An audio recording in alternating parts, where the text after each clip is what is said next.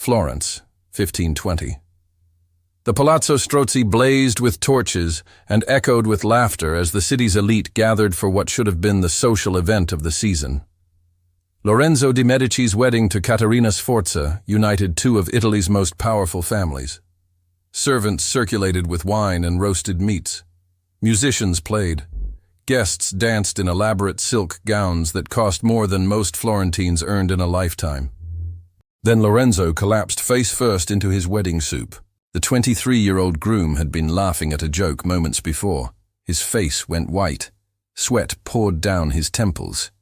He grabbed his throat and tried to stand, knocking over his chair.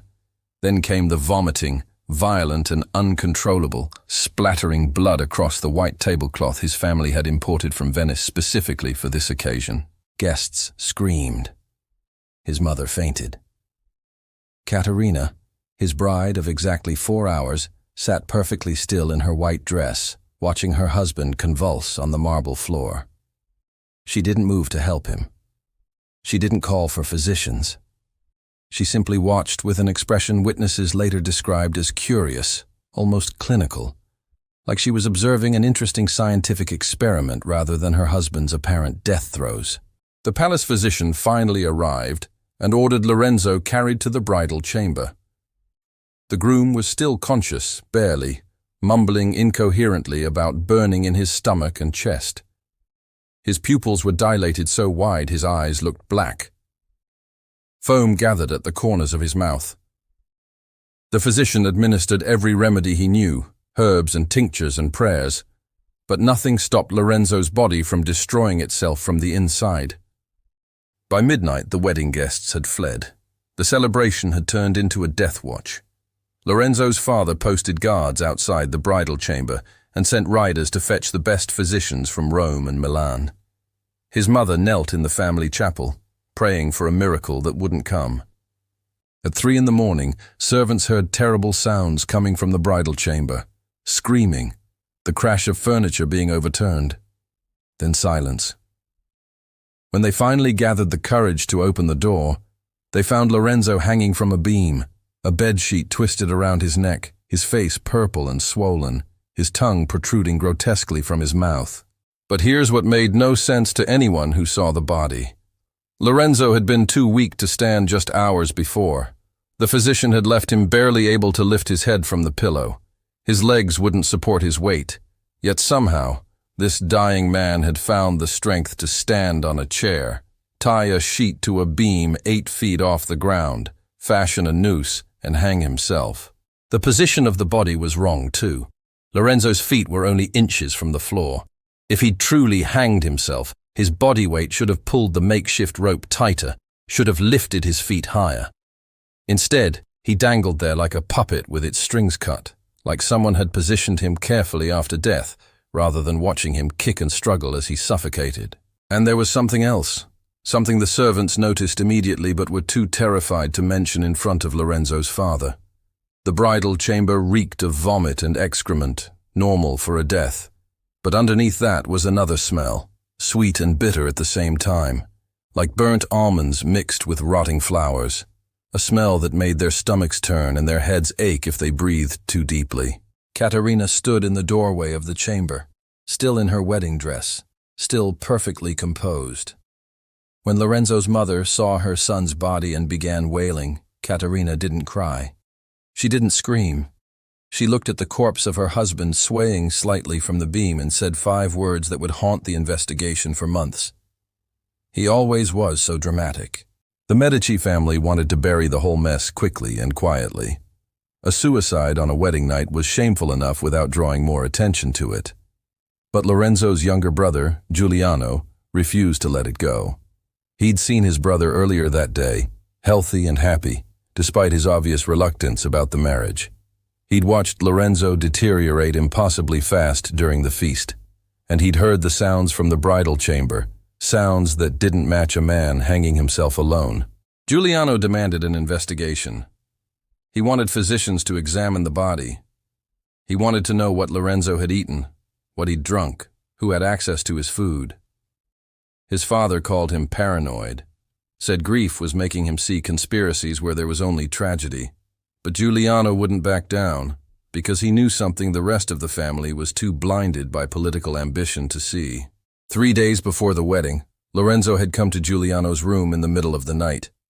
His brother was terrified, shaking, saying he'd discovered something about Caterina's family, something that made him want to call off the wedding. But when Giuliano pressed for details, Lorenzo went quiet. He said the Sforza family had threatened him, said if he embarrassed them by canceling the marriage, they'd destroy the Medici name across Italy, said he had no choice but to go through with it. Now Lorenzo was dead, and Giuliano was standing in a room that smelled like almond poison, staring at a suicide that defied physics and common sense. The Medici family wanted to accept the obvious explanation and move on, but what they found in Lorenzo's stomach when they finally cut him open would prove that nothing about this wedding night death was obvious. And what was lurking in his bride's past would reveal that Lorenzo's hanging was just the final act in a murder that had been planned long before he ever said, "I do." The marriage between Lorenzo de' Medici and Caterina Sforza wasn't about love. It was never about love. It was about salvaging what remained of two families that had been bleeding money and influence for a decade. The Medici banking empire was collapsing. Poor investments, political enemies, and 3 consecutive years of failed harvests had drained the family coffers. They needed the Sforza military connections and their control of northern Italian trade routes. The Sforza family, meanwhile, had power but no liquid wealth. Their soldiers hadn't been paid in months. Rebellion was brewing in their territories. They needed Medici gold to maintain control. So they arranged a marriage. Lorenzo, the eldest Medici son, would marry Caterina, the Sforza daughter. The union would merge their resources and stabilize both families. On paper, it was brilliant political strategy. In reality, it was a death sentence that Lorenzo signed the moment he agreed to the match. Because Lorenzo made a mistake. He got curious about his future bride. Most men in arranged marriages accepted their fate without investigation. You married who your family told you to marry. You consummated the marriage. You produced heirs. You didn't ask questions about your bride's past because you didn't really care. Marriage was business, not romance. But Lorenzo was different. He'd been educated by humanist scholars. He read Greek philosophy and Roman history. He believed in reason and investigation. So when his father announced the Sforza match, Lorenzo did what any rational man would do. He started researching Caterina's background. What he discovered made his blood run cold. Caterina Sforza had been married before. Twice, actually. Her first husband, Count Alessandro Riario, had died suddenly of a mysterious illness 6 months after their wedding. The symptoms were remarkably similar to what Lorenzo would experience at his own wedding feast. Vomiting, convulsions, burning pain in the stomach and chest. The official cause of death was listed as corruption of the humors, medieval medical speak for we have no idea what killed him. Her second husband lasted slightly longer. Giovanni de' Medici, a distant cousin of Lorenzo's family, married Caterina 18 months after Alessandro's death. He survived for nearly a year before developing the same mysterious illness. Vomiting, convulsions, burning pain. This time physicians tried everything. Bloodletting, herbal purgatives, prayer. Nothing worked. Giovanni died screaming, his body twisting in agony, his skin turning yellow and his hair falling out in clumps. Both times Caterina had inherited everything. Land, money, political connections. Both times she'd been conveniently free to remarry within months, her mourning period suspiciously brief for a woman who'd supposedly loved her husbands. 2 dead husbands with identical symptoms, 2 massive inheritances, and now Caterina was about to marry for a 3rd time. Lorenzo brought this information to his father 5 days before the wedding. He spread the documents across the desk in the Medici study, physician reports and property transfers and witness testimonies he'd bribed servants to provide. He said the pattern was too obvious to ignore. Said Caterina was systematically murdering her husbands and getting away with it because she was too well connected to accuse. His father looked at the evidence for maybe 30 seconds before sweeping it all off the desk onto the floor. Then he grabbed Lorenzo by his expensive silk collar and slammed him against the wall hard enough to crack the plaster. The Medici family was drowning in debt. They owed money to half the banking houses in Italy. Their political enemies were circling like sharks sensing blood in the water. The Sforza marriage was the only thing keeping them from complete financial collapse. If Lorenzo backed out now, if he publicly accused Caterina of murder, the scandal would destroy both families. The Medici would lose everything. So Lorenzo's father gave him a choice that wasn't really a choice at all. Marry Caterina and save the family, or refuse and watch the Medici name turn to ash within a generation. His father didn't care if Caterina was a murderer. He cared about survival, and if Lorenzo had to risk his life to secure that survival, well, that was the price of being born into power.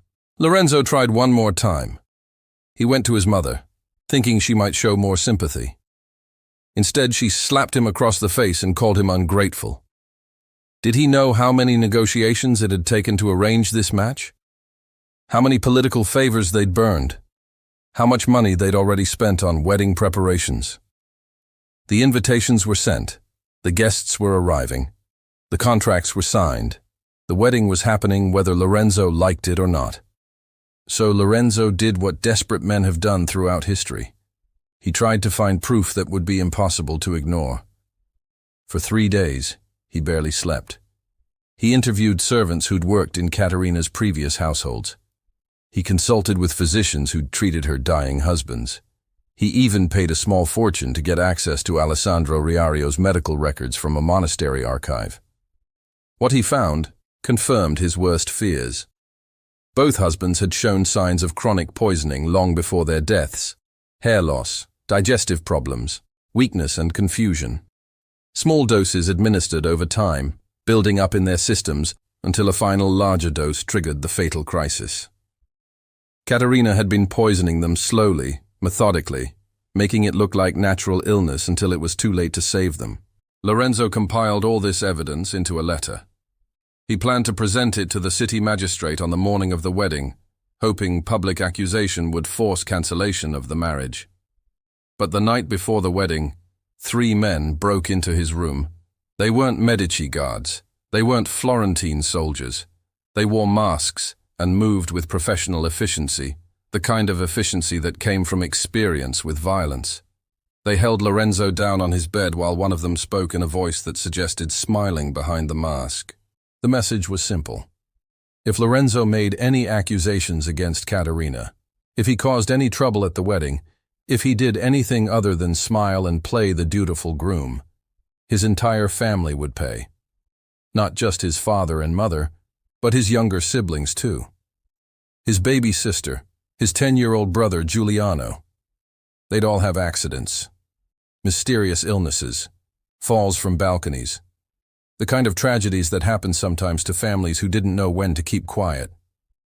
Then they showed him something that made his blood freeze, a vial of clear liquid.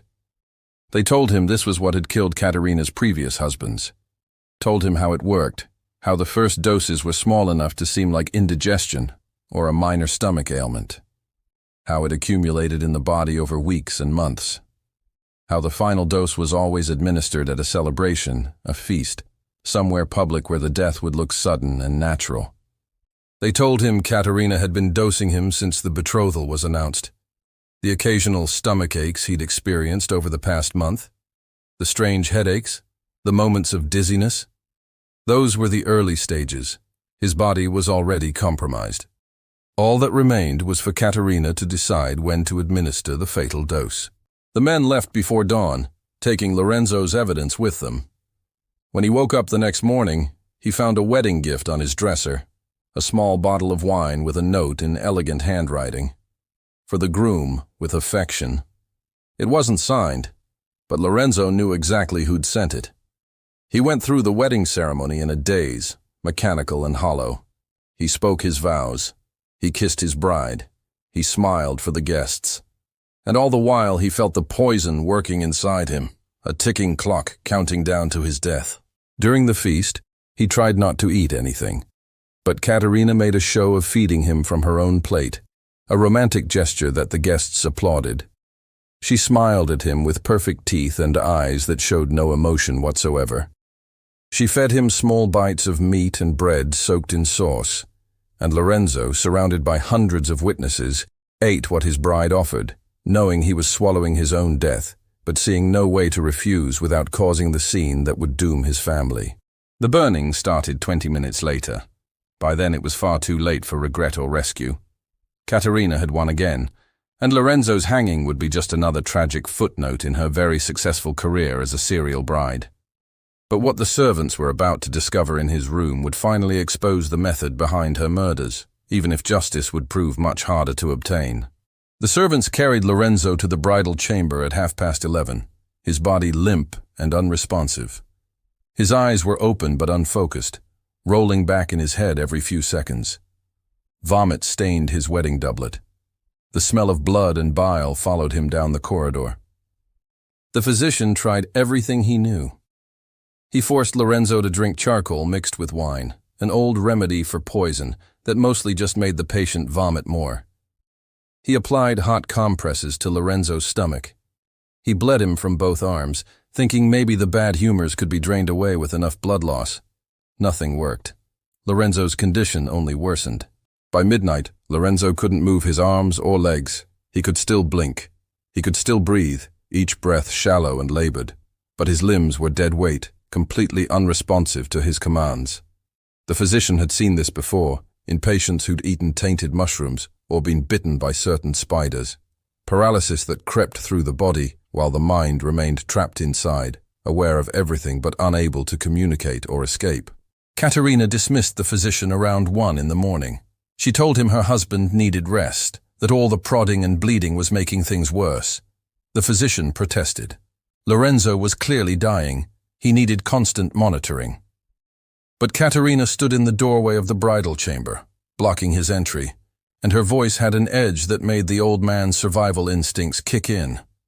He'd heard the rumors about her previous husbands. He'd seen the pattern, even if no one else wanted to acknowledge it. 2 dead men with identical symptoms. Now a third husband dying the exact same way. The physician wasn't stupid. He knew what happened to people who asked too many questions around Caterina Sforza. So he left.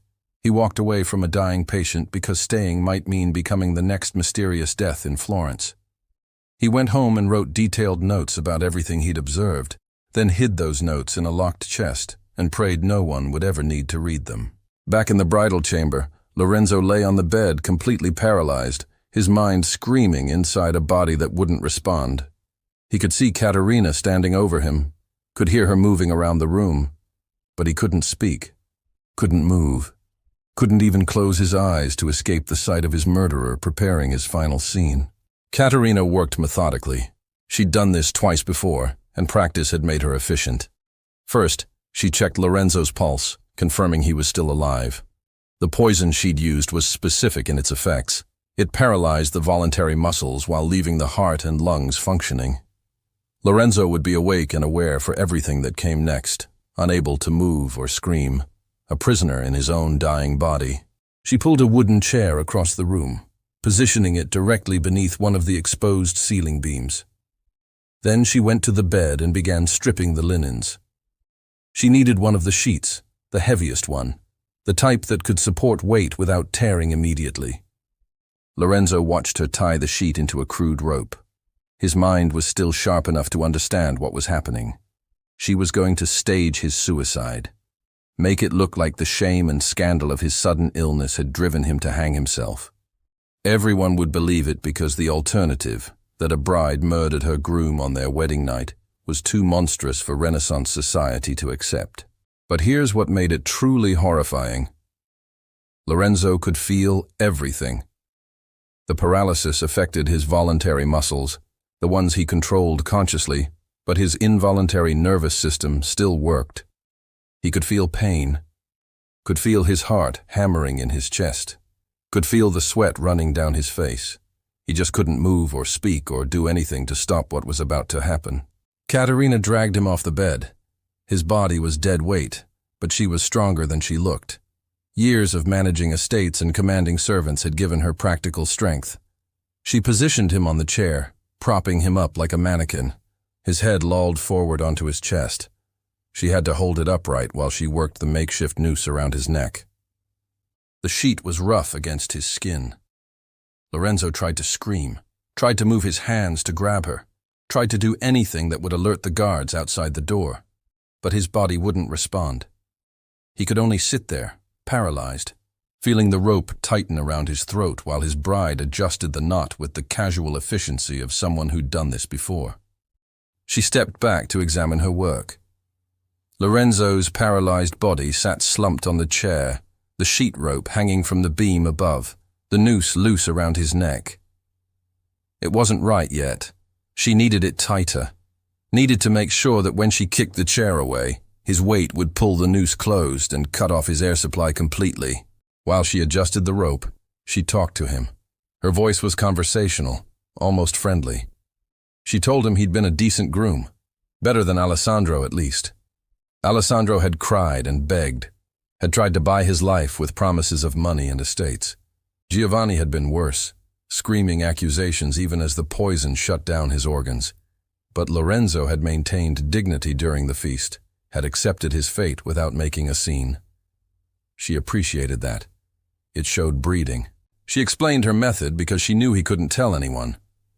The poison was called aqua tofana, named after the Sicilian woman who'd supposedly invented it. A mixture of arsenic and lead and belladonna, dissolved in water until it was clear and tasteless. She'd been dosing him since the betrothal, tiny amounts in his wine, his food, anything he consumed during their carefully chaperoned courtship meetings. The doses were small enough that he'd written off the symptoms as stress or indigestion.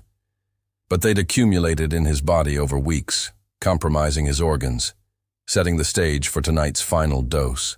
The feast had been the perfect delivery method. She'd insisted on serving him herself, feeding him bites from her own plate in a show of wifely devotion. The guests had found it charming. No one noticed that the sauce on his food was slightly more bitter than everyone else's. No one saw her add a few extra drops from the small vial hidden in her sleeve. By the time Lorenzo realized something was wrong, he'd already consumed enough poison to kill 3 men. The paralysis was a bonus. Some victims of aqua tofana died from organ failure alone.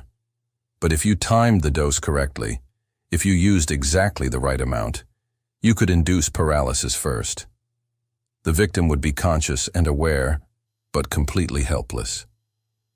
Perfect for staging elaborate deaths that required cooperation from the corpse. Caterina checked the rope one final time. The knot was secure. The sheet would hold. Everything was ready. She moved to kick the chair away, then paused. Lorenzo's eyes were still open, still conscious, staring at her with an expression that mixed terror and hatred and desperate hope that this was all a nightmare he'd wake up from. She smiled at him, genuinely amused by his optimism. Then she kicked the chair. Lorenzo's body dropped maybe 6 inches before the sheet caught him. Not enough distance for a quick neck break, but enough that his full weight pulled the noose tight around his throat. The paralysis meant he couldn't struggle, couldn't kick or grab at the rope. His body just hung there, swaying slightly, while his lungs screamed for air that couldn't get past the constriction. Dying by hanging when you can't move is different from a normal hanging. In a typical suicide, the body fights. Legs kick, hands claw at the rope. The survival instinct overrides everything else. But Lorenzo couldn't fight.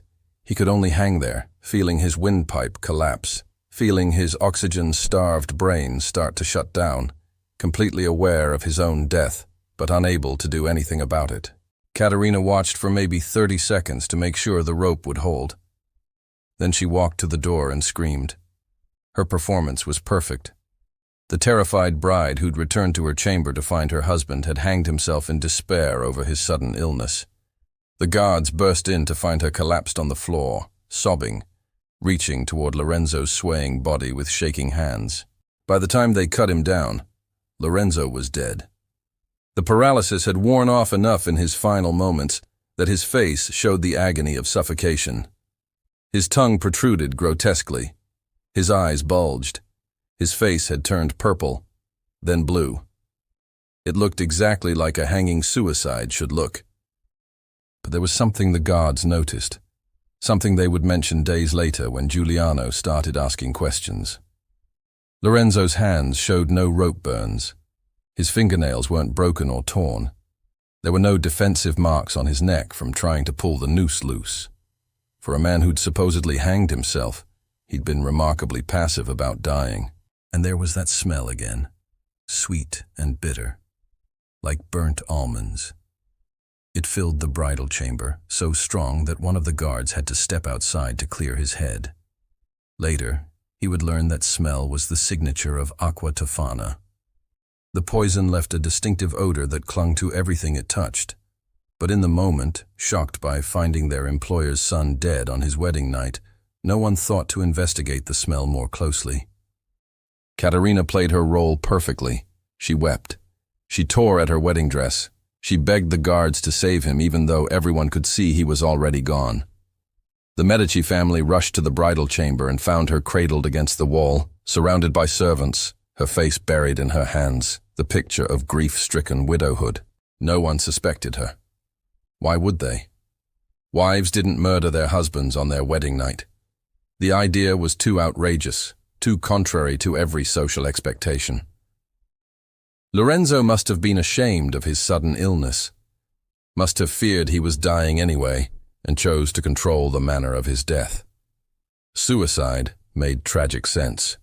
Murder was unthinkable. But Giuliano looked at his brother's body and saw details that didn't add up. Saw the way Lorenzo hung just inches from the floor instead of with his feet dangling. Saw the lack of defensive wounds. Saw the strange smell and his sister-in-law's too perfect grief. And he refused to accept the obvious explanation because he knew Lorenzo had been terrified of Caterina. Knew his brother had tried to call off the wedding. Knew there was more to this death than a grief-stricken suicide. The investigation Giuliano demanded would uncover truths that Florence's elite didn't want acknowledged. But the real horror wouldn't emerge until they cut Lorenzo open and examined what the poison had done to his insides. Because aqua tofana didn't just kill, it destroyed. And what the physicians found in Lorenzo's corpse would prove beyond doubt that he'd been murdered, even if proving who did it would be infinitely harder. Giuliano de' Medici wasn't supposed to investigate his brother's death. His father explicitly forbade it. The marriage alliance with the Sforza family was still valuable despite Lorenzo's death. Actually, it might be more valuable now. Caterina was a widow again, which meant she'd inherited Lorenzo's portion of the Medici estate. The two families were bound together by money and property, exactly as they'd intended. Dragging up murder accusations would destroy that alliance. It would make the Medici look paranoid and vindictive. It would turn the Sforza family into mortal enemies. And for what? Lorenzo was already dead. No investigation would bring him back. But Giuliano had loved his brother. They'd grown up together, shared tutors, played in the same courtyards. Lorenzo had taught him to read Greek, had protected him from their father's rages, had been the only person in the family who treated Giuliano like a person, rather than a political asset to be married off when convenient. So Giuliano did what Lorenzo would have done. He started asking questions and documenting answers where no one could intercept them. He began with the servants, not the ones who worked directly for the Medici family. They were too loyal or too terrified to talk. But the temporary staff hired specifically for the wedding. The cooks and servers and musicians who'd been in the palazzo that night, but had no particular allegiance to either family. One kitchen servant, a woman named Lucia, remembered something odd. Caterina had insisted on personally preparing certain dishes for the feast. She'd claimed it was a romantic gesture, wanting to cook for her groom with her own hands. The head cook had been insulted but couldn't refuse a direct order from the bride. So Caterina had worked in the kitchen for an hour before the feast, preparing a special sauce that she said was a Sforza family recipe. That sauce had gone on Lorenzo's food. Only his food. Lucia remembered because Caterina had been very specific about which plates got the special sauce and which didn't. She'd marked Lorenzo's dishes with a small flower carved into the rim of each plate. Lucia had thought it was romantic at the time. Now, talking to Giuliano in a dark corner of a Florence market, she realized it might have been something else entirely. Giuliano found the physician who'd treated Lorenzo during his final hours. The old man was reluctant to talk, but Giuliano paid him well and promised protection if needed. The physician described Lorenzo's symptoms in detail. The vomiting and convulsions were consistent with poisoning, but the paralysis was what really stood out. He'd only seen that combination once before, years ago, when he'd treated a merchant who'd been given aqua tofana by a rival. That merchant had died within 12 hours, organs destroyed by the arsenic, lungs filling with fluid, brain swelling until it pressed against his skull. The merchant had been conscious almost until the end, trapped in a body that wouldn't respond, feeling everything as he died. The physician had never forgotten the look in that man's eyes, the pure terror of being awake for your own death. Lorenzo's symptoms had been identical. Same progression, same timeline, same paralysis. The physician would stake his reputation on it. Lorenzo hadn't died of natural illness or suicide. He'd been poisoned with aqua tofana, and the hanging had been staged after the poison took effect. But the physician wouldn't testify publicly. He was too old to make powerful enemies. He gave Giuliano his detailed notes and wished him luck finding justice. But he wouldn't stand in front of a magistrate and accuse Caterina Sforza of murder. That was a suicide mission all by itself. Giuliano needed more evidence, something undeniable, something that would force the authorities to act even if it meant political scandal. He found it in Caterina's previous marriages. Alessandro Riario had been buried in a small chapel outside Florence. Giuliano bribed the priest to let him examine the burial records. Alessandro's death had been attributed to corruption of the humors, but the description of his final days matched Lorenzo's death perfectly. Vomiting, convulsions, paralysis. Even the timeline was identical. Symptoms appearing suddenly at a feast, death following within hours. Giovanni de' Medici's records were more detailed because he'd been family. Giuliano found letters his mother had written during Giovanni's illness, describing his symptoms with maternal precision. The hair loss, the stomach pains, the progressive weakness, then the sudden crisis at a celebration dinner, the collapse, the paralysis, the death. 2 previous husbands, 2 identical deaths, and now Lorenzo made 3. But Giuliano needed physical proof, not just suspicious patterns. So he did something that would have horrified his family if they'd known. He had Lorenzo's body exhumed for autopsy. It was illegal without family permission. The church considered disturbing the dead a mortal sin. But Giuliano paid enough money to convince a surgeon to do it anyway, in secret, at night, in a warehouse far from prying eyes. What they found inside Lorenzo's body was nightmare fuel that would haunt the surgeon for the rest of his life. The arsenic in aqua tofana doesn't just kill. It destroys tissue at a cellular level. Lorenzo's stomach lining had essentially dissolved. The surgeon described it as looking like someone had poured acid inside him. The tissue was black and necrotic, falling apart at the slightest touch. Whatever poison had been in that special sauce, it had started eating Lorenzo's stomach from the inside the moment he swallowed it. His intestines were in similar condition, gangrenous and rotting, filled with blood and bile. The smell when they opened his abdomen was so overwhelming that even the experienced surgeon had to step outside to vomit. Lorenzo had spent his final hours feeling his digestive system decompose while he was still alive. The liver showed signs of chronic poisoning, multiple layers of damage, newer injuries on top of older ones. Evidence that Lorenzo had been poisoned repeatedly over weeks, exactly as the kitchen servant had described. Small doses building up in his organs until the final massive dose at the wedding feast pushed his body past the point of recovery. His lungs were scarred and damaged. The belladonna in aqua tofana affects breathing, making each breath more difficult until eventually the lungs just give up. Combined with the hanging, Lorenzo's cause of death was technically asphyxiation, but he'd been dying from internal organ failure anyway. The rope had just finished what the poison started. But the most damning evidence was in Lorenzo's brain. When the surgeon carefully opened the skull, they found extensive damage to the tissue. The arsenic had crossed the blood-brain barrier and caused hemorrhaging throughout the cerebral cortex. Lorenzo's final hours hadn't just been physically agonizing. His brain had been bleeding, causing hallucinations and disorientation on top of the paralysis and pain. The surgeon documented everything, drew detailed illustrations, wrote descriptions of each damaged organ. The evidence was undeniable.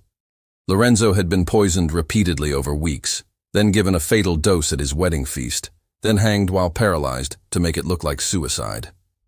Giuliano had his proof. Now he just needed to connect it to Caterina in a way that Florence's authorities couldn't ignore. He started investigating Caterina's background more thoroughly. Who was she before she married into Italian nobility? Where had she learned about poisons? Who had taught her the specific formula for acqua tofana? What he discovered was worse than he'd imagined. Caterina hadn't learned poisoning from books or physicians. She'd learned from her mother, Bianca Sforza, who'd learned from her mother before her. The Sforza women had been poisoning inconvenient people for 3 generations. It was practically a family trade, passed down from mother to daughter like recipes or embroidery techniques. They had a collection. Giuliano found references to it in letters between Sforza family members, casual mentions of mother's special remedies, and the family medicine chest. He tracked down a former Sforza servant who'd fled the family years ago and was willing to talk for enough money and a promise of protection. The servant described a locked room in the Sforza estate. A room where Bianca and Caterina spent hours together, mixing powders and distilling liquids. They kept careful records of their poisons, what each formula did, how much was needed for different effects, how long it took to kill. They tested their mixtures on animals first, then on servants who'd displeased them, then on anyone who became inconvenient. The collection included dozens of poisons, each carefully labeled and organized. But acqua tofana was their favorite because it was so versatile. You could use it to kill quickly or slowly. You could dose someone over time or administer a single fatal dose. It was colorless, nearly tasteless, and its symptoms mimicked common illnesses. Perfect for murdering husbands who'd become financially or politically unnecessary. Caterina had been practicing since she was 12 years old. By the time she married Alessandro, she was an expert. She knew exactly how much poison to use, how to deliver it without being detected, how to stage the death to avoid suspicion. Her 2 previous husbands had just been practice runs. Lorenzo was proof of concept that she'd perfected her method. But here's what made it truly horrifying. The Sforza family knew. They'd always known. Caterina's murders weren't secret family shame. They were strategic assets. The Sforza used her marriages to establish alliances, extract wealth, and eliminate rivals. She'd marry a target, poison him, inherit his estate, and return home with resources that benefited the entire family. She was their weapon, and they'd been deploying her across Italy for years. Giuliano compiled all this evidence into a massive document: the autopsy findings, the witness testimonies, the records of previous suspicious deaths, the information about the Sforza poison collection. Everything he needed to prove that Lorenzo had been murdered and that Caterina was a serial killer who'd been operating with impunity because of her family connections. He prepared to present this evidence to the Florence magistrate. He was ready to demand justice even if it meant war with the Sforza family. He was ready to expose the entire conspiracy and ensure his brother's death wouldn't go unpunished. Then 3 men in masks broke into his room, just like they'd broken into Lorenzo's room 3 weeks earlier. They carried the same message: drop the investigation, or the entire Medici family would face consequences. They showed him a list of his relatives, everyone from his elderly grandmother to his infant nieces, all marked as potential targets if Giuliano continued pursuing his accusations. The men left before dawn, but their message was clear. Caterina Sforza was untouchable. Her family had too much power, too many connections, too many ways to hurt anyone who threatened them. Justice wasn't possible when the murderer had an army backing her up. Giuliano burned his evidence that morning. Every document, every testimony, every careful illustration from the autopsy. He watched it all turn to ash and smoke, knowing he was letting his brother's killer walk free. But he also knew that exposing the truth would just result in more deaths, probably his own. The investigation ended. Officially, Lorenzo's death remained a tragic suicide brought on by sudden illness. Caterina walked away clean, her inheritance secured, ready to look for husband number 4 whenever the Sforza family needed another strategic alliance. But Giuliano kept one document, a single page with the detailed description of what Acqua Tofana did to Lorenzo's organs, what those final hours had been like for his brother. He hid it in the Medici family archives with a note for future generations. This is what Florence justice looks like when the powerful prey on each other. That document would surface centuries later, long after everyone involved was dead, offering historians a glimpse into Renaissance poisoning that textbooks prefer to gloss over. But for Lorenzo, justice never came. His murder was just another aristocratic scandal that got buried under political convenience and family reputation. The real investigation was over, but the full horror of what Caterina had done to him would only become clear when modern forensic science finally examined his long-dead remains. 400 years after Lorenzo's death, a team of forensic anthropologists opened his tomb during a restoration project at the Medici Chapel. They weren't looking for evidence of murder. They were documenting Renaissance burial practices and studying the preservation techniques used on noble corpses. What they found instead was a body that told a story of systematic torture and poisoning that had been hidden for centuries. Modern forensic science can detect things that Renaissance physicians never dreamed of. Bone analysis reveals heavy metal accumulation. Tissue samples show chemical damage. Hair strands preserve a timeline of toxin exposure. The anthropologists ran every test available, and each result added another piece to the puzzle of Lorenzo's final weeks. The arsenic levels in Lorenzo's bones were astronomical. Normal environmental exposure might show trace amounts in skeletal remains. Lorenzo's bones contained concentrations 30 times higher than natural background levels. This wasn't accidental exposure. This was systematic poisoning over an extended period, but the arsenic wasn't evenly distributed. The highest concentrations appeared in bone growth from the month before his death. Lower but still significant levels showed up in older bone tissue dating back 3 months. The pattern was clear. Someone had been poisoning Lorenzo with increasing frequency and dosage as the wedding approached, building up toxin levels until his body was so compromised that a final large dose would be fatal. The lead content told a similar story. Lead was a common component of Acqua Tofana because it enhanced the arsenic's effects and helped mask the taste. Lorenzo's bones showed progressive lead accumulation matching the arsenic timeline. Whoever poisoned him had used a sophisticated formula that combined multiple toxins for maximum lethality. But the real horror emerged when the researchers analyzed Lorenzo's remaining soft tissue. Normally, 4 centuries of burial would destroy all soft tissue completely, but the toxins that killed Lorenzo had also preserved him. The arsenic and lead had essentially mummified his internal organs, keeping them intact enough for modern analysis. His stomach lining showed damage that made the forensic pathologist physically ill.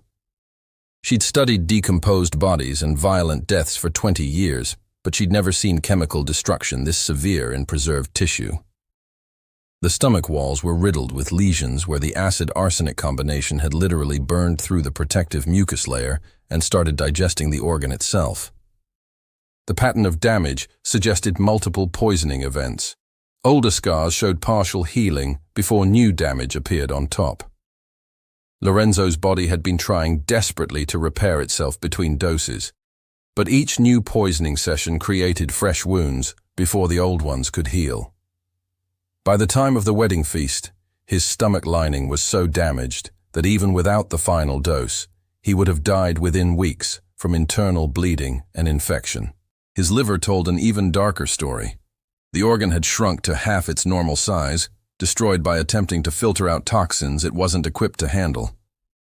The tissue was riddled with necrotic areas where cells had simply died and never been replaced. Cirrhosis patterns showed his liver had been failing for at least 2 months before his death. The kidneys were in similar condition. Renaissance physicians wouldn't have recognized the signs, but modern forensics could see clear evidence of acute renal failure. Lorenzo's kidneys had stopped functioning days before he died. He would have been in excruciating pain, his body unable to filter waste, toxins building up in his bloodstream causing confusion and agony. But the most disturbing findings came from Lorenzo's brain tissue. Against all odds, portions of his brain had survived 4 centuries because of the preservative effects of the heavy metals that killed him. The anthropologists found evidence of multiple hemorrhages throughout the cerebral cortex, small strokes caused by the arsenic damaging blood vessels and causing them to rupture. These hemorrhages would have caused symptoms Lorenzo probably attributed to wedding stress. Headaches, dizziness, confusion, brief episodes of vision problems or numbness. He'd been having small strokes for weeks while the poison accumulated in his system, never realizing his brain was literally bleeding. The forensic team also examined his bone marrow. The arsenic had destroyed his body's ability to produce red blood cells. Lorenzo had been profoundly anemic in his final weeks, which explained the weakness and fatigue witnesses described. His body couldn't carry oxygen efficiently. Every movement would have exhausted him. Just walking across a room would have left him breathless and dizzy. Modern toxicology could even determine the approximate timing of the final dose. The concentration of arsenic in Lorenzo's stomach contents indicated he'd consumed roughly 8 times the lethal dose at the wedding feast. A single dose that size would cause the violent symptoms witnesses described: vomiting, convulsions, massive internal bleeding, death within 6 to 12 hours even with modern medical intervention. But that final dose was administered to a body already critically compromised by months of chronic poisoning. Lorenzo's organs were barely functioning. His immune system was destroyed. His blood couldn't clot properly. The final dose didn't just kill him. It triggered catastrophic system failure that would have been agonizing beyond description. The researchers consulted with toxicologists to reconstruct what Lorenzo's final hours would have felt like. The burning sensation he described would have been real. Arsenic causes severe irritation to mucous membranes. His throat, esophagus, and stomach would have felt like they were on fire. The pain would have been so intense that witnesses reported him screaming for mercy before the paralysis set in. The paralysis itself was caused by the belladonna in aqua tofana.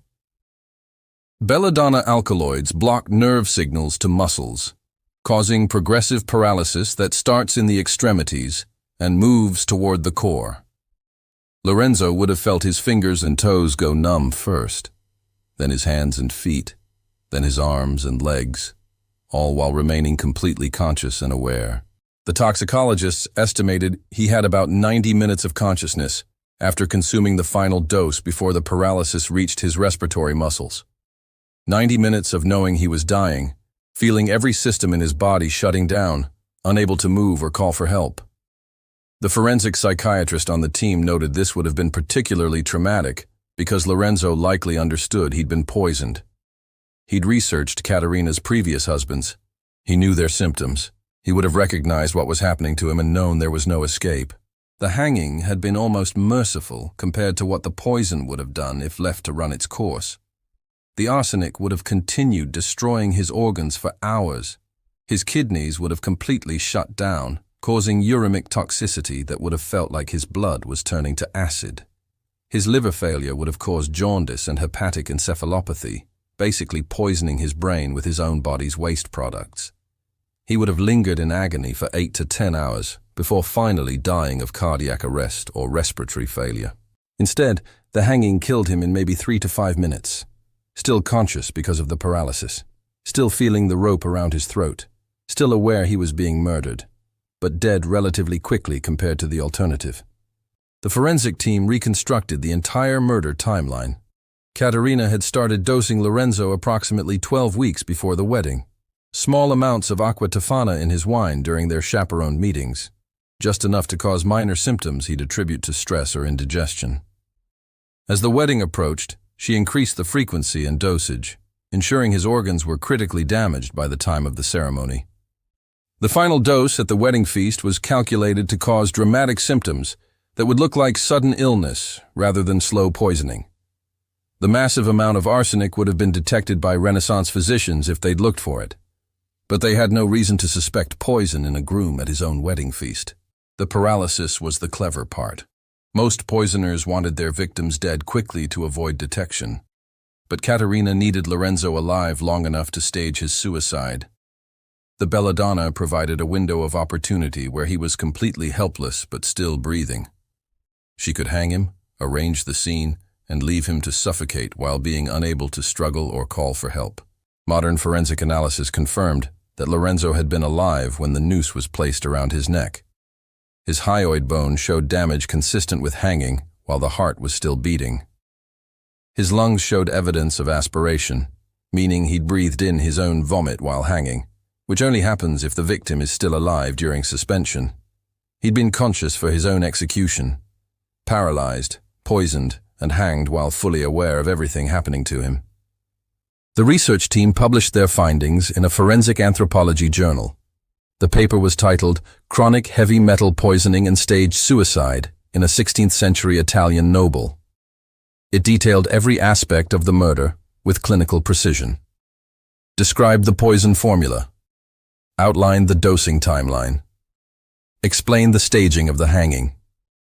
Concluded that Lorenzo de' Medici had been murdered through one of the most sophisticated and brutal poisoning schemes in Renaissance history.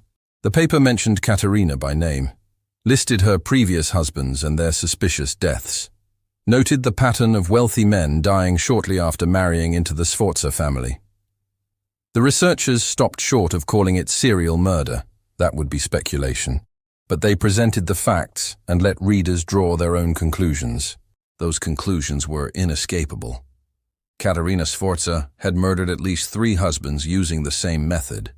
She'd gotten away with it because Renaissance medicine couldn't detect chronic heavy metal poisoning. She'd lived a long, comfortable life on the estates she inherited from her dead husbands. She'd died peacefully in her 70s, never facing justice for any of her crimes. The forensic team also examined records from her later years. After the Medici investigation was shut down, Caterina had remarried twice more. Both husbands died under mysterious circumstances. Both deaths involved sudden illness at celebrations, followed by rapid deterioration. The pattern was consistent across 5 marriages over 30 years. 5 dead husbands, 5 inheritances, and an entire family structure that enabled and profited from systematic murder. The Sforza poison collection wasn't folklore. It was a documented reality that had claimed dozens of lives across multiple generations. Modern forensics had finally proven what Giuliano de' Medici had known 5 centuries ago. His brother had been murdered. The evidence was overwhelming. The method was clear. The killer was identified. But justice was still impossible because everyone involved had been dead for 400 years. The best the researchers could do was ensure Lorenzo's story was finally told accurately. That history recorded him as a murder victim rather than a suicide. That Caterina's reputation as a Renaissance power player was balanced with the truth about her methods for gaining that power. The Medici family chapel added a new plaque to Lorenzo's tomb after the research was published. It didn't mention murder directly, too controversial, but it acknowledged he had died under circumstances now understood to have been other than originally recorded. A diplomatic way of saying he'd been murdered, and everyone had known, but no one had cared enough to stop it. Lorenzo's skeleton was reinterred with the full honors of a murder victim. The forensic team had done for him what Renaissance justice never could. They'd exposed the truth. They'd documented the crime. They'd given him a voice centuries after his death. But the full extent of the horror, what those final hours were really like, that was revealed in the team's private notes. The descriptions they couldn't put in an academic paper because they were too disturbing for publication. The reality of what it meant to be conscious while paralyzed, poisoned, and hanged. Those details remained in sealed research files, available only to scholars with specific clearance and strong stomachs. Because some horrors are too visceral for public consumption, even when they're historically important. Some truths about human cruelty need to be preserved, but not widely distributed. The full story of Lorenzo's death fell into that category. The academic paper told enough to establish the facts. The private files contained the nightmares that would haunt anyone who read them too closely. Caterina Sforza lived another 43 years after murdering Lorenzo, long enough to become one of the most powerful women in Renaissance Italy, long enough to outlive all her enemies and most of her allies, long enough to die comfortably in a well-appointed bedroom, surrounded by servants, having never spent a single day in prison for any of her crimes. Her fourth husband lasted 6 years, remarkably long by her standards. His name was Giovanni de' Medici, confusingly the same name as her second victim. This Giovanni was more useful to her alive than dead, at least initially. He commanded troops, had political connections in Rome, gave her access to military power she couldn't acquire through inheritance alone. But eventually, he became more valuable dead. He was getting older, his military usefulness was declining, and Caterina had her eye on another alliance that required being widowed again. So Giovanni started experiencing familiar symptoms: stomach problems, weakness, hair loss. The same progression her previous husbands had endured. He died at a feast celebrating a military victory, collapsed at the table, vomited blood, was carried to bed, and died within hours. His death was attributed to battle wounds that had never properly healed, a convenient explanation that no one questioned too closely. Caterina inherited his estates and his military resources. She was 38 years old and one of the richest widows in Italy. Her fifth husband was a political necessity. The Papal States were consolidating power. Caterina needed an alliance with Rome to protect her holdings. She married a cardinal's nephew, a man half her age who brought church connections and legal protection from investigation. He lasted 3 years. His death looked like a riding accident. His horse spooked and threw him. He hit his head on a rock and never regained consciousness. But stable workers later whispered that the horse had been drugged, that someone had administered something to make it panic at exactly the right moment, that the rock positioning had been too convenient, like someone had placed it there specifically to ensure a fatal fall. No investigation was conducted. Caterina's church connections ensured that her husband's death remained an unfortunate accident. She inherited his properties and his political connections. At 41, she'd been widowed 5 times and was one of the most powerful political figures in northern Italy. She never remarried after that. She'd accumulated enough wealth and power that she didn't need another husband. She'd perfected her methods to the point where she could eliminate threats without marrying them first. Her poison collection had expanded beyond aqua tofana to include dozens of lethal formulas, each suited for different situations and victims. Political rivals who opposed her policies would die of sudden illnesses. Servants who knew too much would have fatal accidents. Anyone who threatened her power or her secrets would face elimination that looked natural enough to avoid suspicion. Caterina had spent decades practicing murder. By middle age, she was arguably the most accomplished serial killer in Renaissance Italy. The truly disturbing part was how normalized it became. Her household staff knew, her political allies suspected, her family openly acknowledged her methods in private correspondence, but no one moved against her because she was too powerful, too well-connected, too dangerous to accuse. She'd built a reputation that made people fear her more than they feared the law. She ruled her territories with a combination of political savvy and terror. Cross her, and you might die of poison. Threaten her interests, and you'd have an accident. Expose her secrets, and your entire family would face mysterious illnesses. She'd turned murder into a governing strategy and gotten away with it because Renaissance Italy valued power more than justice. Modern historians have tried to calculate how many people Caterina killed during her lifetime. 5 husbands are confirmed. At least a dozen political rivals died under suspicious circumstances that benefit her. Numerous servants and associates disappeared or died suddenly when they became inconvenient.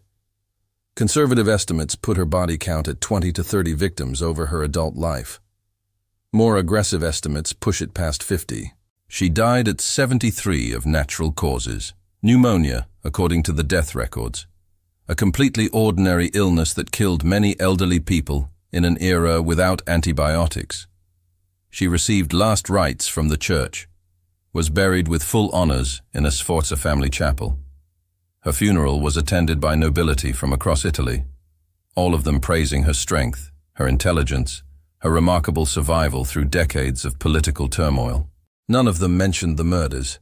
None of them acknowledged the poison collection she'd maintained her entire adult life. None of them talked about the pattern of deaths that had followed her through 5 marriages and 40 years of political power. Because admitting what Caterina was would mean admitting what they'd all enabled by their silence. Her will distributed her estates among her children and grandchildren. Her poison collection was inherited by her daughter, continuing the Sforza family tradition. The recipes and techniques that had killed Lorenzo and dozens of others were passed down to the next generation like any other family heirloom. When Caterina's tomb was opened centuries later during the same restoration project that examined Lorenzo's remains, forensic anthropologists found her skeleton in remarkably good condition. Wealthy nobles often received better preservation treatment than common people. Her bones showed no signs of poisoning or foul play. She'd genuinely died of natural causes after a long, prosperous life. The only unusual finding was in her right hand. The bones showed repetitive stress damage, consistent with years of grinding and mixing substances. The kind of damage you'd see in apothecaries or physicians who spent decades preparing medicines, or in poisoners who spent decades preparing death. That damage told the story her tomb's elaborate inscription didn't. Here lies Caterina Sforza. The inscription read, "Faithful wife, devoted mother, defender of her family's honor." No mention of the 5 husbands she'd murdered. No acknowledgement of the decades she'd spent perfecting her killing methods. Just platitudes about feminine virtue and family dedication. Modern historians researching Caterina's life found the disconnect surreal. All the evidence pointed to her being a prolific serial killer. The forensic analysis was conclusive. The pattern of deaths was undeniable. The methods were documented in family records. Yet her historical reputation remained largely positive. She was remembered as a strong woman who'd survived in a male-dominated political environment, not as a murderer who'd systematically eliminated anyone who stood in her way. The reason for this disconnect was simple. Caterina had won. She'd outlived her victims, outlived investigators like Giuliano, who'd tried to expose her, outlived anyone who could testify against her. She'd controlled her own narrative through power and fear. By the time she died, the truth about her crimes had been buried under decades of enforced silence. The only justice Lorenzo ever got was posthumous. 400 years of being remembered as a suicide, then finally having his murder acknowledged by forensic science. His tomb now identified him as a victim rather than a suicide. His story was told in academic papers and historical documentaries. The truth about how he died was finally public record. But Caterina's tomb remained unchanged. No plague identified her as a murderer. No historical revision acknowledged her crimes. She remained the powerful widow who'd navigated Renaissance politics successfully, the strong woman who'd protected her family's interests, the devoted mother who'd secured her children's futures. Because that's what happens when murderers are powerful enough. They write their own histories. They craft their own legacies. They die honored and respected while their victims remain forgotten footnotes. Lorenzo got his story told eventually, but only because modern science could finally prove what Renaissance justice had been too corrupt to acknowledge. The final irony is that Caterina's methods are still used today. Aqua Tofana fell out of fashion. Modern toxicology can detect it too easily, but the principle remains. Slow poisoning that mimics natural illness. Staged deaths that look like accidents or suicides, using power and connections to avoid investigation. The techniques have evolved, but the strategy is timeless. Somewhere in the world right now, someone is doing exactly what Caterina did, systematically eliminating inconvenient people while maintaining a respectable public image, using wealth and power to ensure their crimes stay hidden, counting on the fact that society would rather believe comfortable lies than investigate uncomfortable truths. That's the real horror of Lorenzo's story. Not just that he was murdered, though that's bad enough. Not just that his murderer got away with it. Though that's worse. The real horror is that the system that enabled Katerina hasn't fundamentally changed.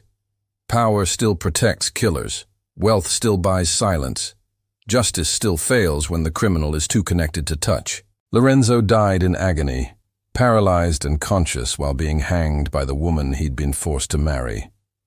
Katerina lived another 4 decades in comfort, killing whenever convenient, never facing consequences for any of her crimes. That's not historical aberration. That's human civilization functioning exactly as it always has. The powerful prey on the weak, and history remembers them as strong rather than monstrous. 4 centuries of forensic advancement finally gave Lorenzo his voice. Finally exposed the truth about how he died. Finally documented the horror of what was done to him. But it didn't change the fundamental injustice. Katerina still won. Her victims still died. And the next Renaissance poisoner operating in whatever era and location they choose will probably get away with it too. Because some lessons from history aren't learned. They're just repeated with different names and slightly updated methods. The wedding night murder of Lorenzo de' Medici wasn't unique. It was just unusually well documented. How many other victims died similarly and stayed buried? How many other poisoners operated successfully and died peacefully? How many other Lorenzos are still waiting for someone to exhume their stories and tell the truth about how they really died? Those questions don't have comforting answers. They just have more bodies, more graves, more secrets rotting away in the darkness while their killers sleep soundly in honored tombs. Justice, it turns out, is less about truth and more about who has the power to define what truth gets remembered. Katerina had that power. Lorenzo didn't. End of story. Except modern forensics finally gave him one small victory. His grave now tells the truth. His death is acknowledged as murder. His killer is identified in academic records. It's not justice. Real justice would have meant Katerina facing consequences while alive, but it's something. It's proof that sometimes, eventually, even centuries late, the truth finds a way to surface. Even if that truth is just a footnote in history books, overshadowed by the poisoner's celebrated legacy, even if that truth changes nothing about how power operates, even if that truth is just a warning that went unheeded by everyone who needed to hear it. The truth exists now, documented and preserved. Lorenzo's nightmare is finally acknowledged. His suffering is finally validated. And somewhere in Italy, in a carefully maintained chapel, his bones rest with a plaque that finally, after 400 years of lies, tells the truth about what killed him. It's the smallest possible victory. But for a man who died helpless and forgotten, murdered on what should have been the happiest night of his life, maybe it's enough that someone finally bothered to remember him correctly.